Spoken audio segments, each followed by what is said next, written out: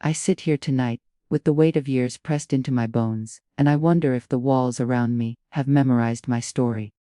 Perhaps they know it better than I do. For they have listened to my sighs in the stillness of night. They have seen my shoulders bend under grief.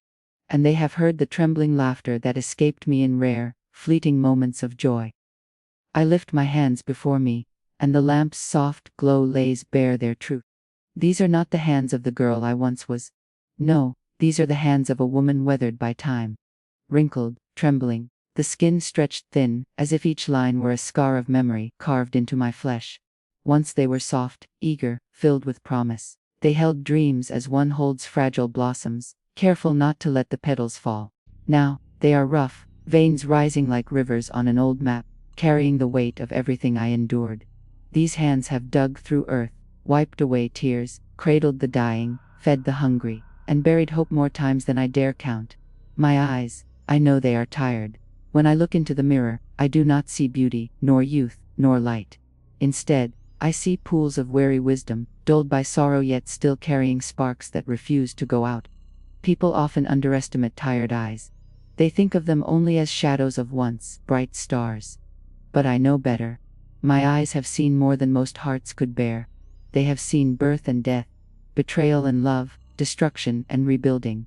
They have seen silence so loud it broke me, and they have seen whispers of hope that stitched me back together. And then, my voice, I can hear it now, as if I am speaking to the emptiness around me. It is fragile, cracked like an old record left too long in the sun. But beneath that frailty there is something else. A weight, a resonance that no youth could ever carry. Each word I speak carries the echo of pain endured, lessons learned, and truths carved deep into my spirit. When I speak, it is not only I who speaks. It is every moment of my life spilling through me. Tonight, I let that voice speak freely. No children sit at my knee. No neighbors lean in to listen. No audience waits with bated breath. And yet, I speak.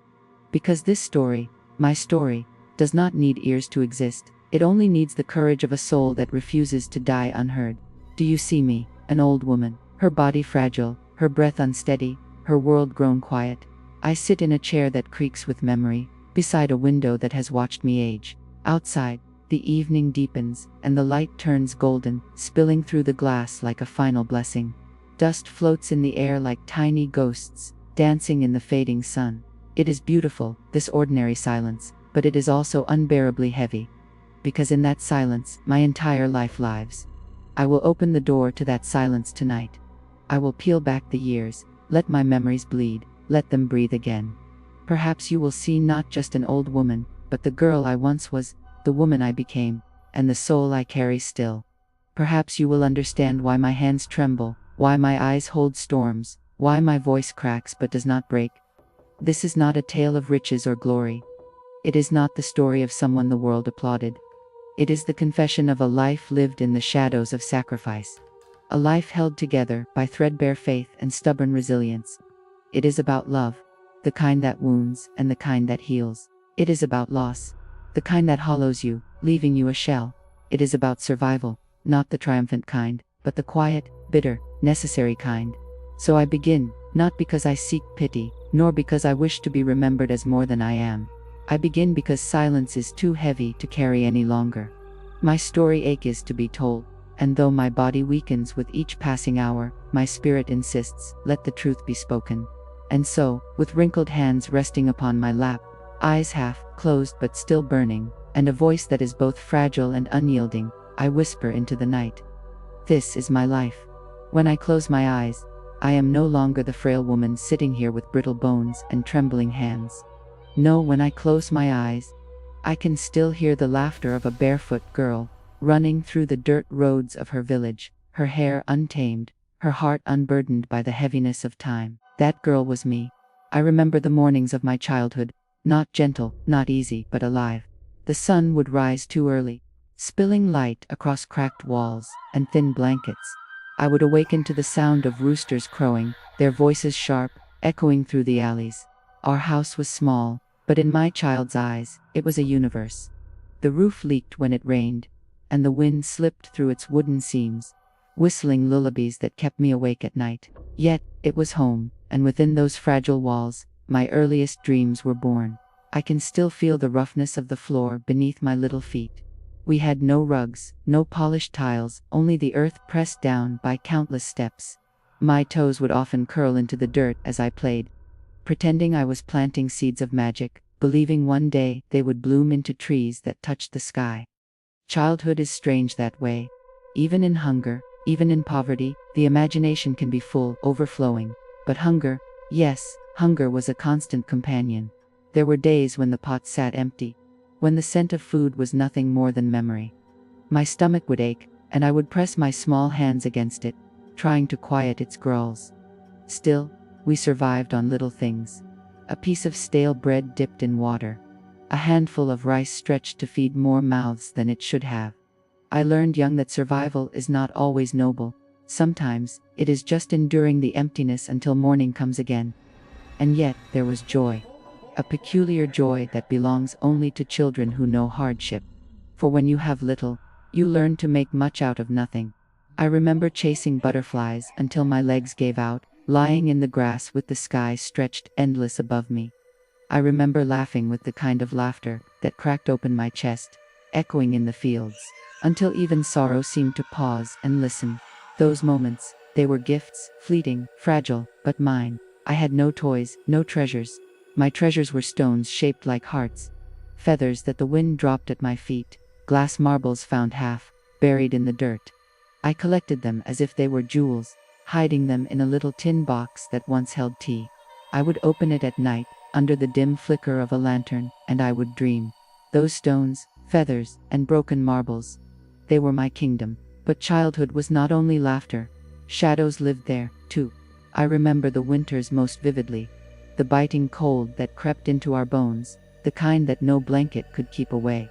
I remember curling my little body against the wall, shivering, my breath fogging in the air.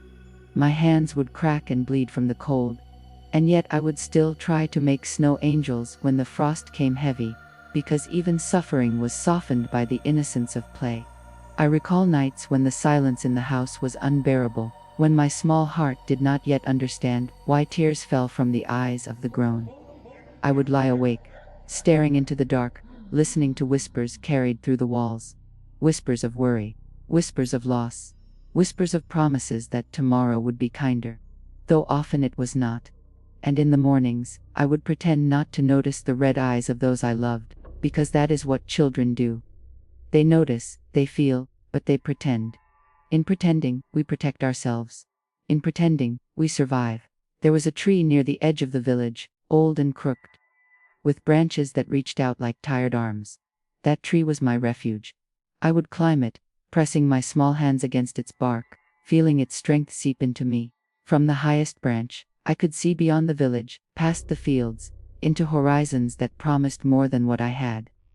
That tree whispered to me in rustling leaves, telling me, "Hold on, little one. Life is wide. Life is waiting." Sometimes I wonder if that tree saved me. It was there when I cried quietly, hidden from the world. It was there when I sang songs no one else heard. It was there when I made promises to myself. Promises that I would endure, that I would grow, that I would not let my smallness keep me from becoming more.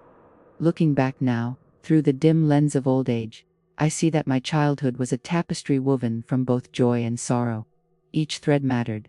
The hunger, the laughter, the cracked hands, the tin box of treasures, the old crooked tree. All of it shaped me. I sometimes touch my wrinkled hands now and whisper to that barefoot girl in the dirt roads of yesterday, "You made it. You endured." And I think in some way, she smiles back at me through time, proud of the woman her small body grew into. Childhood was not easy. It was not gentle. But it was mine, and it gave me the strength to carry the storms yet to come. Pain, I have learned, does not arrive all at once. It seeps in quietly, like rainwater slipping through the cracks of a roof, unnoticed at first, until you are drenched, shivering, and left wondering when the sky began to weep. My first lessons in pain came not from a single blow, but from small fractures in the fragile glass of childhood, each one leaving a scar on the soul I did not yet know I carried. I remember the first time I felt the ache of loss. I was still a child, my feet too small for the shoes I wore, my hair in uneven braids. There was a bird I used to watch, a small sparrow with a crooked wing. Every morning, it perched near our window, chirping weakly but faithfully, as if determined to greet the day, no matter how broken it was. I would feed it crumbs, whispering to it as if it were my friend. In its resilience, I saw myself.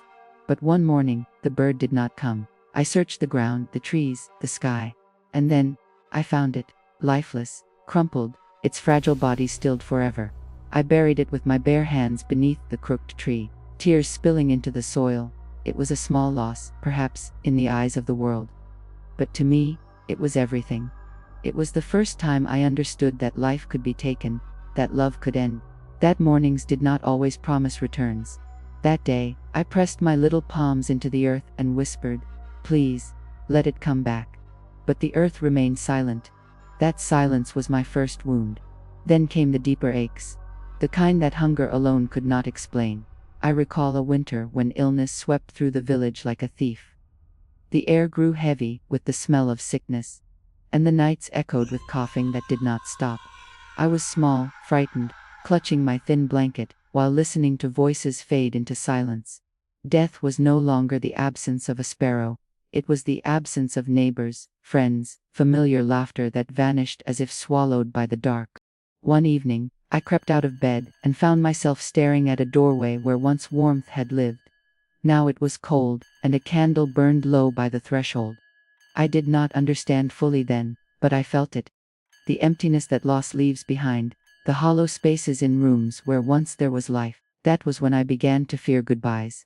Pain also came in quieter forms, the kind that do not draw tears but carve deep, hidden lines inside you. I remember once standing before a mirror. A piece of glass cracked and clouded, barely holding a reflection. I stared at my own face, my tangled hair, my thin frame, and I heard the laughter of other children outside. I had always been different, always too quiet, too awkward, too poor to belong. Their laughter often turned into whispers, and their whispers into cruel little daggers. I would walk away pretending I did not hear, but their words clung to me like shadows, ugly, poor, strange. I was too young to know that children can be cruel not out of malice, but ignorance. Still, those words etched themselves into my heart. For the first time, I questioned my worth. For the first time, I felt the sting of shame. That was another lesson pain taught me. That sometimes it is not hunger or death that wounds most, but the careless tongue of another human being. And yet, among these first lessons, there was something else. Something pain did not know it was giving me. Resilience. I did not know the word then, but I lived its meaning. Each loss taught me to hold tighter to what I still had. Each illness in the village made me grateful for every breath I could take. Each cruel word carved in me the quiet determination to someday prove them wrong, not with anger, but with survival. Still, the memories linger like bruises that never faded. I see that little girl now. Myself, crouched by the crooked tree, whispering to the bird she buried. Or standing alone in the corner of a room, where laughter did not include her, or pressing her cold hands against her chest, willing herself to endure another winter night. She did not yet know it, but those were the moments that shaped her spirit. Those were the cracks where light would someday enter, though at the time, they felt only like darkness. My first lessons in pain were not grand, not the kind that stories are written about in books. They were small, ordinary, almost invisible to the world. But to me, they were everything. They were the first whispers of the truth that life is as much sorrow as it is joy, that love always carries the risk of loss, and that survival often means learning to live with wounds that never fully heal. Even now, as I run my fingers across the lines of my wrinkled hands, I can trace those early scars. They live in me still, not as open wounds but as reminders. Reminders that pain, though merciless, was also my teacher. And oh, what a cruel, patient teacher it was. It is a strange thing, how the heart remembers love. Not in dates, not in calendars or measured hours, but in moments, scattered, shining moments, like drops of rain clinging to a window, each reflecting a world of its own. When I close my eyes, I can still step into those moments, as though they were yesterday, though my hair is now white, and my hands are too weak to reach for anything but memory. I was young, far younger than the tired woman who now whispers these words.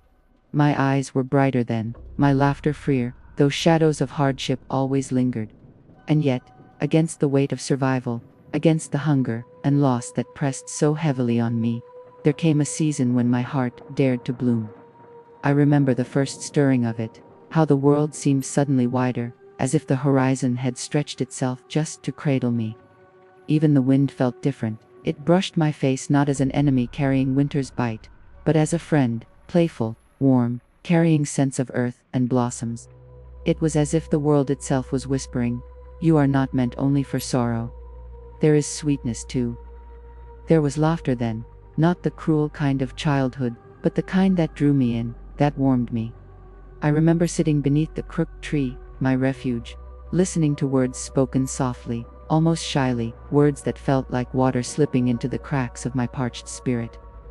I had not known that anyone could see me, truly see me, but I was seen then, not for my worn clothes, not for the hunger in my belly, not for the shadows in my eyes, but for the spark within me I thought no one else could notice. Love, in those days, was not grand gestures or promises written in letters. It was smaller, quieter. It was the brush of fingers, when two hands reached for the same object. It was laughter shared in the middle of silence. It was a look held a moment too long, making my chest ache with something I did not yet have a name for. I remember the evenings most of all. The sky painted itself in shades of gold and rose, and the air carried the songs of distant fields. We would sit where the world seemed to soften, where time slowed, and every second stretched wide enough to hold forever. The words spoken then were simple, but they etched themselves deep within me, dreams of a future, promises of never letting go, whispers that I was not alone in this vast, unforgiving world. For the first time, I believed I was more than the sum of my scars. For the first time, my reflection in the cracked mirror seemed softer, almost beautiful, because I saw myself through another's eyes. The girl who had been called ugly, poor, strange now felt radiant, as if love itself had clothed her in a garment the world could not soil. There is one memory I hold dearest. A summer night, the air heavy with the scent of earth and flowers. Fireflies lit the darkness like wandering stars, and I remember standing beneath them, my heart pounding as though it might burst. A hand reached for mine, hesitant yet certain, and in that touch I felt the universe open. No words were spoken. None were needed.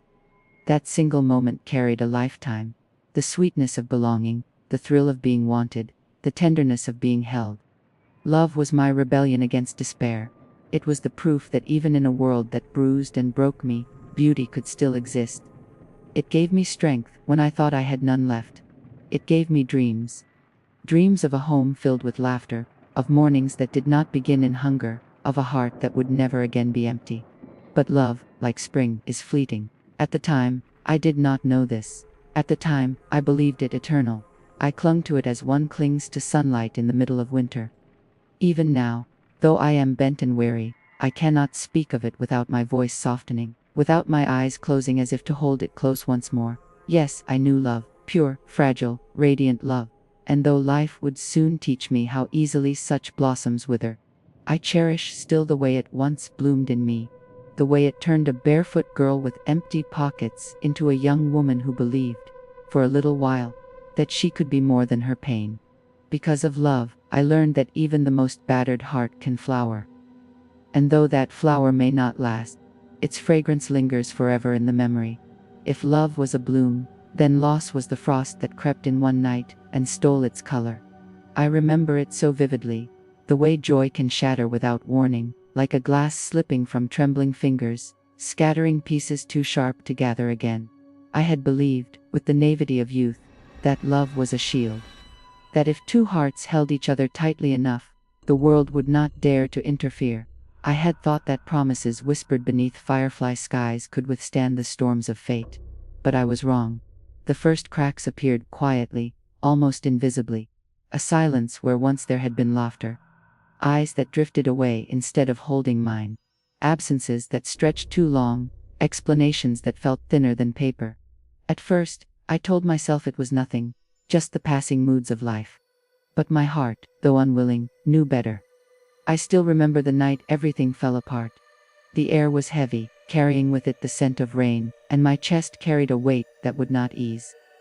Words were spoken, words I never thought I would hear. They struck harder than any blow, shattering the fragile home I had built in my chest. I cannot stay. Simple words, yet they hollowed me out. How could the same lips that once spoke of forever now shape such finality? How could the hands that once held mine so tenderly now slip away as though I had never mattered at all? I wanted to scream, to claw at the night, to demand answers from a world that had already taken so much from me.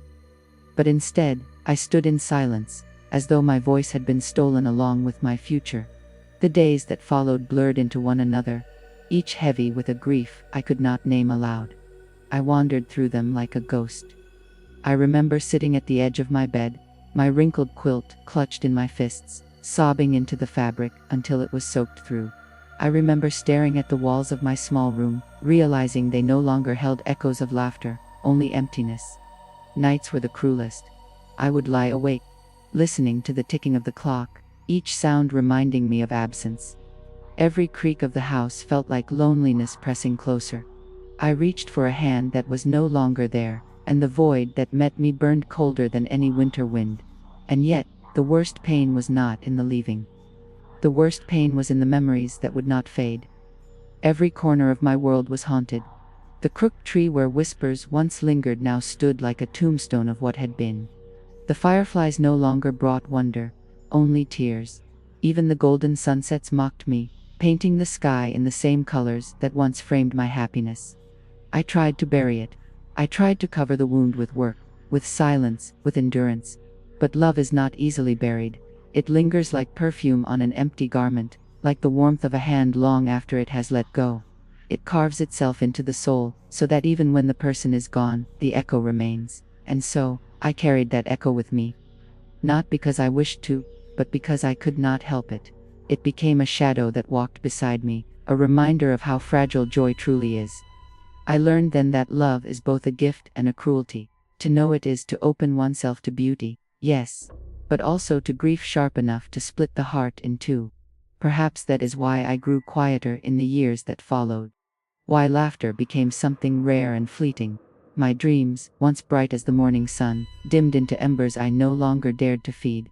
But even in that heartbreak, something within me endured. Though my dreams lay shattered at my feet, though my heart bled unseen, I did not let despair consume me entirely. I stitched myself together, not neatly, but enough to stand, enough to keep moving, because life, uncaring as it is, does not pause for broken hearts. And so, I carried on. Though never again with the innocence of believing that love could save me. I carried on with scars invisible but unyielding, scars that would shape the rest of my journey. Yes, I once dreamed of forever. And yes, those dreams were torn from me. But even broken dreams, I have learned, leave behind a strange kind of strength. The strength to rise when there is nothing left to rise for, the strength to live when your heart begs to die. It was then, in the ashes of my love, that I began to understand what survival truly meant. After the sweetness of love was torn from me, the world did not grant me time to mourn. Grief, I learned, is a luxury for those who can afford it. For me, survival left no space for long silences or endless tears. The morning after heartbreak is still morning, and hunger does not wait for a heart to heal. I rose with eyes swollen from crying, and yet I still rose. That was the first of many sacrifices, to bury my sorrow beneath the weight of necessity. My hands, once held tenderly, were now demanded by the world. They scrubbed, they stitched, they carried, they blistered and cracked until even my tears stung as they slipped across the raw skin. These hands, now wrinkled with age, once bled daily to keep me alive. I remember the smell of the earth as I bent to its will, digging with fingers that trembled from exhaustion. I remember the endless washing, scrubbing fabrics against stone until my knuckles split open, red seeping into the water. I remember walking miles with a weight across my back, each step a reminder of how fragile I was, yet how much I endured. And the sacrifices did not end with my body, my dreams. Oh, how they slipped away, one by one, like candles snuffed out in a storm. I once dreamed of travel, of seeing more than the small corner of the world that raised me. I once dreamed of mornings filled with music, of writing words upon paper that no one could take from me. But those dreams grew silent, buried beneath the louder call of survival. Each choice I made was not for joy, but for necessity, to eat instead of starve, to endure instead of collapse. The heart is stubborn. Even when beaten, it clings to hope. And so, though I gave up many things, I clung to small fragments of dignity. I chose silence rather than complaint, even when my body screamed with pain. I chose strength, even when weakness pressed me down like an ocean. I chose to rise, again and again, though each rising cost me a piece of myself. I think often of how sacrifice is misunderstood.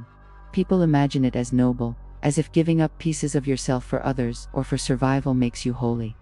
But sacrifice, in truth, is not glorious. It is weary. It is watching your youth slip away while your hands crack from labor. It is swallowing your pride again and again, until there is nothing left but silence. It is lying awake in the night, asking quietly, how much more of me must I give before I am empty? The years passed in this way, one after another, blurred by toil. My back grew bent before its time. My hair lost its shine, my laughter its ease. The mirror showed me a woman aging too quickly, though inside I still carried the fragments of the girl who once dreamed by firefly light. But if the world thought it could break me, it was mistaken. Every sacrifice I made hardened me, sharpened me, carved me into something unyielding. Yes, I wept in secret. Yes, I mourned all I had lost, but I never stopped. I did not allow despair to steal my breath. For every dream I buried, I built a wall of endurance. For every wound, I grew a scar that whispered, "You are still here." And so, my survival was my greatest sacrifice, and my greatest rebellion. In a world that tried to strip me of everything, love, youth, freedom, I chose to live, not beautifully, not joyfully, but stubbornly. And that, perhaps, is its own kind of power. When I look at my hands now, trembling with age, I see more than wrinkles. I see the years of sacrifice carved into every line. I see the proof that I did not surrender. These hands carried me through storms, through hunger, through loneliness. They are not graceful, they are not soft, but they are the reason I am still here to tell this story. Sacrifice took my dreams, but it gave me survival. And survival, though bitter, is still a kind of victory. Strength is often mistaken for noise, for voices raised, for fists clenched, for victories announced with trumpets. But I learned long ago that true strength is quieter. It is the silence that endures long after the echoes of pain have faded. It is the whisper that says, "Keep going," when everything in you begs to stop. I did not become strong because I wanted to. I became strong because life left me no choice. Each loss carved me deeper, each sacrifice stripped me further, until what remained was not weakness but something solid. Something that refused to shatter, no matter how many times the world struck against it. There were mornings when I rose with a body too heavy to move, yet I moved anyway. There were nights when tears burned my cheeks, but I still folded them into silence, because the world would not comfort me. There were storms, both outside and within, and still I stood. That was my strength, not brilliance, not triumphs, but the stubborn refusal to collapse. I became my own anchor. When no one reached for me, I held myself. When no one listened, I whispered to the walls. When no one stayed, I stayed for myself. And though I often felt invisible, though my strength was rarely praised, I carried on with the quiet dignity of survival. There is a moment I return to often in memory, one bitter winter evening, when the cold pressed against the walls of my small room like a living thing. I had no fire, only a thin blanket and the trembling of my own body. My stomach was empty, my hands numb, my breath shallow. I could have given in that night, simply closed my eyes, and let the cold take me, but I didn't. Instead, I pulled the blanket tighter, curled myself into the smallest shape, and whispered, "Not yet." Those two words carried me through countless nights after, and they became my silent anthem, "Not yet." Silent strength is not without scars. It wears the body down, it chisels the spirit, it turns laughter into something rare. But it also builds an unshakable foundation. No storm can sweep away what has already endured so many floods. No betrayal can break a heart that has already been torn apart and stitched together again. I do not say this with pride, for pride was never mine to hold. I say it with truth. My strength was not chosen, it was forged, and in its silence, it taught me something that loud victories never could, that survival itself is enough. Even now, as I trace the lines of my wrinkled hands, I see strength etched into every crease. These are not the hands of a woman who conquered the world. These are the hands of a woman who endured it. And sometimes, enduring is the bravest thing a soul can do. When the world forgot me, I remembered myself. When love abandoned me, I held my own heart. When dreams shattered, I walked barefoot across the glass and kept moving forward. That was my silent strength. The kind no one applauds, the kind no one sees, but the kind that carries a life through endless storms. And perhaps, in the end, that is the greatest strength of all. Life, for all its cruelty, never stripped me entirely of joy. It gave me little pieces of it, like crumbs scattered along a long and lonely path. Small moments, so brief that I often wondered if I had imagined them, yet bright enough to remind me that even in sorrow, beauty still exists. I remember one spring morning, the kind where the air smelled of wet soil and wildflowers, and the sky opened in endless blue. My hands were rough. My back ached from days of labor, but when the sun touched my face, I closed my eyes and felt, if only for a moment, free. The warmth seeped into my bones as though the universe itself remembered me. I smiled then, not because my burdens were gone, but because the light had found me despite them. That smile was small, but it was real, and I carry it with me even now. There were other moments too. Laughter spilling from my lips unexpectedly, catching me off guard like a forgotten song. A kind word from a stranger. A flower blooming stubbornly in a crack of stone. A night sky so filled with stars it made my loneliness both unbearable and beautiful at once. These were not grand joys, but they were mine. And because they were rare, I held them with the tenderness of treasure. I remember one evening when the rain poured endlessly, drumming against the roof like 1,000 tiny hands. My world felt unbearably heavy, yet as I sat by the window, I found myself mesmerized by the rhythm. It was as if the sky was weeping with me, and somehow that made my sorrow lighter. For an hour, I forgot hunger, forgot weariness, and simply listened, letting the rain remind me that I was not alone in my grief. That too was joy, though wrapped in sadness. But joy in my life was always fleeting. Like fireflies on summer nights, it glowed for an instant, only to vanish into the darkness. I would reach for it, stretch my tired hands toward its light, only to clutch at air. And yet, the memory of that glow stayed with me, haunting me, comforting me, reminding me that happiness is possible, even if not permanent. Perhaps that is why I never let bitterness consume me entirely. Even as life carved away at me, I could not forget those sparks. The sound of laughter echoing once in an empty room. The taste of bread shared when I thought I would starve. The way the wind sometimes carried the scent of blossoms through broken places. These little joys stitched themselves into me, fragile threads holding together the fabric of my soul. And now, as I sit in the twilight of my years, I find that it is not the endless days of sorrow I recall most clearly, but these fleeting joys. The sorrow was constant, yes, but it is the moments of light that burn brightest in memory. It seems to me now that joy was never meant to stay. It was meant to visit, to remind, to keep the heart alive. And though each joy faded quickly, its echo remained. Enough to guide me through the darkness, enough to whisper, keep walking. The light exists, so I walked, not because life was kind, but because every now and then, it allowed me a glimpse of beauty. Enough to remind me that even broken souls are not entirely forgotten. And those fading joys, brief as they were, became my lanterns in the long night of my life. Time is not cruel all at once. It does not come like a storm, tearing everything away in a single violent sweep. No, time is gentler, but no less merciless. It steals slowly. A strand of hair here, a flicker of strength there. Until one morning you wake, and realize the girl you once were has long vanished, leaving behind only an old woman with tired bones and trembling hands. I felt time settle upon me like a shadow. My back bent under its weight, my steps grew slower, my breath shorter. My once quick fingers stiffened, refusing to obey me, and the eyes that once sparkled grew dim and clouded. Even my voice, which once carried laughter and song, began to tremble like brittle glass. But the heaviest burden of time was not in the body.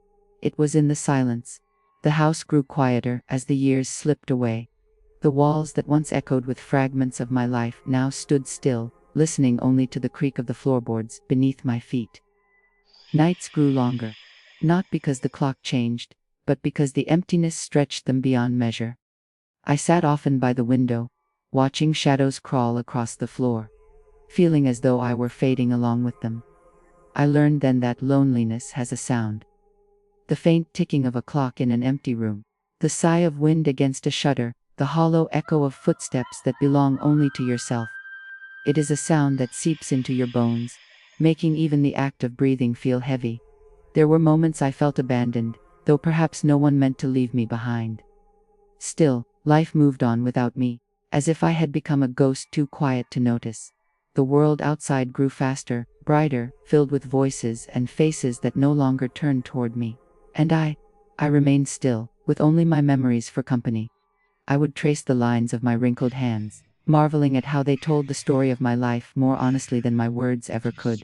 Every scar, every vein, every tremor spoke of sacrifices made, of burdens carried, and yet, even they betrayed me now, too weak to hold, too fragile to labor. The same hands that once stitched and carried and built now trembled, just to lift a cup of tea. And yet, in this weight of time, I found a strange kind of clarity. I saw my life not as one endless sorrow, but as a tapestry, torn, yes, but woven still with threads of love, sacrifice, and fleeting joy. I realized that time, for all its cruelty, had given me perspective. It had stripped me of illusions, leaving only truth. The truth was simple. I had endured. Still, the weight is heavy. Each dawn I wake to a body weaker than the day before. Each night I lie down wondering if I will rise again. The mirror shows me not the girl who once dreamed beneath firefly skies, nor the woman who labored with bleeding hands, but an old soul with tired eyes, waiting quietly for the world to release her. Time has taken much from me, my youth, my strength, my place in the world. But it has not taken my voice. And so I speak, even if only to the silence. I speak because my story, heavy as it is, still matters. Perhaps that is what it means to grow old. To carry both the burden and the blessing of memory, to be both the keeper of sorrow and the guardian of truth. Yes, time is heavy. It presses on my bones, it curls my spine, it steals my breath. But beneath its weight, I am still here. And until my last breath slips into the night, I will endure its silence, its loneliness, its inevitability. For though time has taken almost everything, it cannot take away the fact that I have lived. I look at my hands now, trembling as they rest upon my lap, and I see more than age. These are not simply the hands of an old woman. They are the living record of a life that refused to surrender. Each wrinkle is a road I have traveled. Each scar, a battle I have fought. Each vein, a river carrying the history of my endurance. Once, these hands were soft, the hands of a young girl who believed the world might be kind. They held dreams, they held love, they reached for the stars. Later, they blistered, cracked, blood, carrying burdens too heavy, laboring for survival, wiping away tears I dared not show. These hands have been kissed tenderly, and they have been left empty in the cold. They have built, they have broken, they have buried. And now, though frail and trembling, they still speak. I often wonder what I will leave behind. I have no riches to pass on, no great inheritance, no legacy carved in stone. What I leave instead are these stories, etched not in books but in the lines of my skin, whispered through the breath of my voice. My legacy is not of wealth, but of survival, not of triumphs, but of endurance. The world may not remember my name, but it will remember the echo of lives like mine. The quiet women who labored in silence, who stitched their brokenness into resilience, who raised their heads even when bent beneath sorrow. We are not celebrated in history, yet we are the bones of it. The foundation upon which brighter lives are built. My wrinkled hands remind me that I carried not only my own pain, but also the weight of generations before me. My mother's hardships, my grandmother's losses, they flowed into me, and through me. And in the same way, what I endured will ripple beyond me. Perhaps that is the true legacy of wrinkled hands. They hold the past, they endure the present, and they leave strength for the future. I think often of forgiveness now. Not because those who hurt me deserve it, but because I refuse to let bitterness be the final mark upon my soul. My hands have clenched fists in anger, but they have also opened in prayer, in forgiveness, in surrender. And if there is wisdom in these lines, it is this: do not let sorrow make you cruel, and do not let loss make you empty. Hold on, even when everything slips away, because the act of holding on is itself a form of victory. Sometimes I place my palms together, feeling the roughness meet, and I imagine them speaking to me. We kept you alive. We carried your sorrow. we built your path. We bore what your heart could not. And I whisper back, yes, and because of you, I am still here. If anyone should look upon me after I am gone, perhaps they will not see beauty in these hands. But if they look closely, they will see something more enduring. They will see the story of a woman who lived fully, though not always happily. A woman who was broken but never erased. A woman who left behind no riches, but a legacy of strength stitched into every trembling finger. That is what I leave, not wealth, not perfection, not ease, but proof that one can endure, even when the world strips everything else away. So when my voice finally fades, when my hands rest still at last, I hope those who remember me will not grieve my silence. Instead, I hope they will hear my echo in the wind, feel my strength in their own hands, and know that though my story was heavy, it carried light. My wrinkled hands are not just mine. They belong to every woman who ever sacrificed, who ever loved and lost, who ever stood in silence but endured anyway. They are the legacy I leave behind, fragile, trembling, but eternal. The night grows quiet around me, and I feel the weight of silence pressing close, gentle but final. My hands, folded softly in my lap, no longer have the strength to labor. My eyes, clouded and dim, drift more easily into memory than to the world before me. And my voice, though trembling, still holds its last purpose to speak, to leave behind the echo of my truth. I have carried many burdens. I have known hunger that hollowed my body, grief that split my heart, loneliness that followed me like a shadow. I have known the sweetness of love, and the bitterness of its loss. I have sacrificed dreams, swallowed pain, endured storms that seemed endless. And yet, through it all, I remained, broken yes, scarred yes, but never erased. If I close my eyes now, I see the girl I once was, barefoot, hungry, gazing up at the sky as if it held answers. I see the woman I became, hardened by labor, softened by fleeting joys, marked by love and loss alike. And I see myself now, an old soul with wrinkled hands, holding not wealth, not triumph, but endurance. And so, I leave this behind, my story, my voice, my truth, not to be pitied, not to be mourned, but to be remembered. To remind whoever listens that a life does not need to be easy to be meaningful. That survival, in its own quiet way, is a kind of triumph. That even in sorrow, beauty flickers like a stubborn flame. If my words reach beyond me, let them carry this wisdom. Cherish what you love while you have it. Hold joy tightly, even when it fades. Forgive, not because it is deserved, but because bitterness poisons only the one who carries it. And most of all, endure. Even when the world strips everything else away, endure. For there is strength in the simple act of remaining. One day, these wrinkled hands will rest still. One day, my voice will fall silent.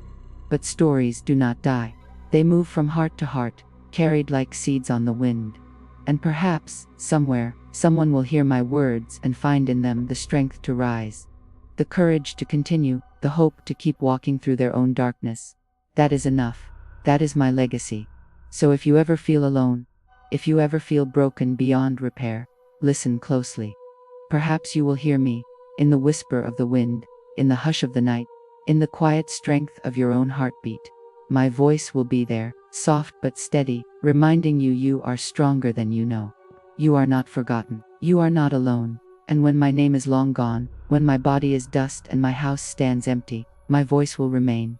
Not as sorrow, but as a lantern. Not as silence, but as a song, a voice beyond time.